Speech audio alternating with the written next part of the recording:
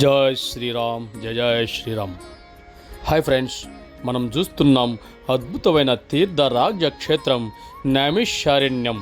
సాక్షాత్తు ఈ కలియుగంలో మహాభారతం యుద్ధం అయినాక 84,000 మంది ఋషులు అంతా ఆ సత్యలోకానికి బ్రహ్మదేవుడి దగ్గరికి వెళ్ళారట. అక్కడ వెళ్ళి ఈ కలియుగం రాబోతుంది, ఎలా మేము తరించాలి, ఎలా మేము యజ్ఞ యాగాదులు చేసుకోవాలి అని ఆ బ్రహ్మదేవుని అడిగితే అప్పుడు ఆ బ్రహ్మదేవుడు ఒక సుదర్శన చక్రాన్ని సృష్టించి ఈ భూమండలం పైన వదిలాడంట.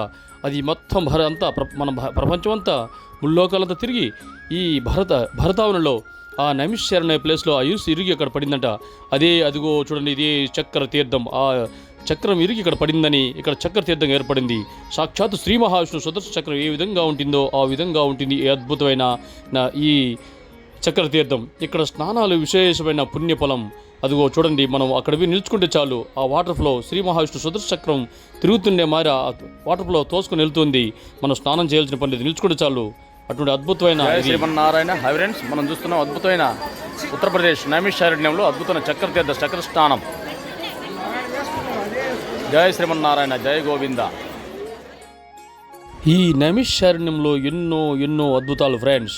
ఎందుకంటే సాక్షాత్తు యాసో నారాయణ హరి, యాస భగవానుడు, యాసగద్య, సూత భగవానుడు, సౌనికాది మహామునులు, యజ్ఞభూమి, పుణ్యభూమి, తపోభూమి ఈ నైమిషారణ్యం. ఇక్కడే గోమతి నది, దతీచుగుండు, రుద్రాకుండు, లలితాపీఠం, బద్రీనారాయణ, దేవరాజ్ టెంపుల్, ఎన్నో అద్భుతమైన క్షేత్రాలు, గోమతి నది, ఎన్నో అద్భుతాలు మన వీడియోలో నెక్స్ట్ వన్ బై వన్ వస్తూనే ఉంటాయి. 5th డే మేము కాశీ యాత్ర వెళ్ళాము. ఆ భగవంతుడి దయ వల్ల అన్ని బ్రహ్మాండ దర్శనాలు అయినాయి. కాశీ, అయోధ్య, మహాకుంభమేళ జరిగిన త్రివేణి సంఘం, అలాగే గయ, బుద్ధగయ, అలాగే నైమిషారణ్యం, ఇలా అద్భుతమైన క్షేత్రాలని దర్శించి మేము వచ్చాము. ఈ వీడియోలన్నీ కూడా బ్రహ్మాండం తీసాము, 1 by 1 పెడతాము, చూసి తరించండి. ఈ నైమిషారణ్యము సాక్షాత్తు ఉత్తరప్రదేశ్లోని లక్నోకి 95 కిలోమీటర్ డిస్టెన్స్లో సీతాపూర్ జిల్లాలో అద్భుతంగా ఉంటుంది. దర్శించి తరించండి ఫ్రెండ్స్. వెంకటేశాయ, ఓం నమో నారాయణాయ. హాయ్ ఫ్రెండ్స్, మనం చూస్తున్నాం ఈ భూమండలం పైన అద్భుతమైన తీర్థక్షేత్రం నైమిషారణ్యం. నైమిషారణ్యంలో చక్ర తీర్థంలో అద్భుతమైన పుణ్యస్థానాలు చేసుకుంటున్నాం చూడండి ఫ్రెండ్స్. ఈ భూమండలం పైన అద్భుతమైన తీర్థక్షేత్రం నైమిషారణ్యం.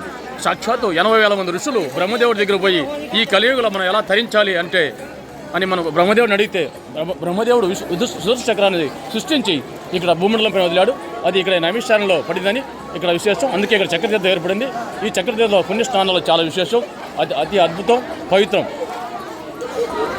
అది చూడండి, సుదర్శనుడు ఏ విధంగా తిరుగుతాడో ఆ విధంగా తిరుగుతాడంటారు. ఈ అద్భుతమైన చక్రతీర్థంలో స్నానం చేస్తే వైకుంఠ ప్రాప్తి, ఎన్నో రోగాలు పోయి ఆ శ్రీమన్నారాయణ అనుగ్రహం కలుగుతుంది. ఇక్కడ స్థలమాహిత్యం. అందుకే ఎక్కడో భక్తాదులు యొక్క ప్రపంచం నలుమూలలో వచ్చి ఇక్కడ ఈ పుణ్య నదుల్లో స్నానాలు చేసి పక్కనే ఒక కిలోమీటర్ వెళ్తే గోమతి నది ఉంటుంది. అలాగే ఇక్కడ ఈ చక్రతీర్థం కొట్టిన మహత్ర భూతేశ్వరనాథ్గా మహాదేవుడు స్వయంగా వెలిసి ఉన్నాడు. అలాగే ఎన్నో అద్భుతాలు వెలిసిన ఈ తీర్థరాజక్షేత్రం దర్శించడం మన పూర్వజన్మ సుకృతం.